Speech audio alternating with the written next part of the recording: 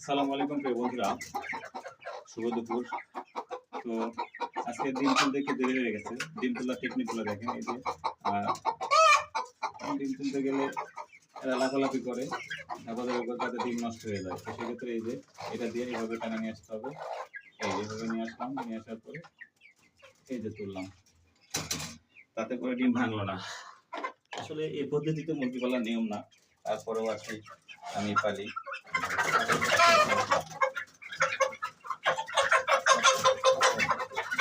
লাফালাফি করলে ডিম ভেঙে যাবে, ডিম নষ্ট হয়ে যাবে। এই নিচেরটা দেখাও। এই যে, এরা প্রচন্ড লাফালাফি করে। এই যে ডিম আস্তে আস্তে আস্তে আস্তে আস্তে আস্তে আস্তে আস্তে আস্তে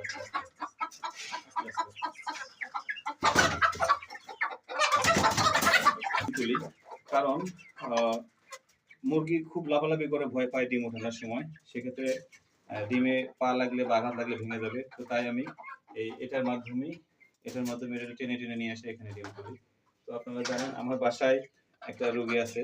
তো সেই রোগীর সেবা যত্ন করতে গিয়ে ডিম তোলার সময় হয় নাই। এদেরকেও তেমন তদবির করতে পারি নাই, খাবার সময় মতো দিতে পারি নাই। তার জন্য এখন আসলাম। তো ভালো থাকবেন সবাই। পরবর্তী ভিডিওতে আবার আপনাদের সাথে কথা হবে।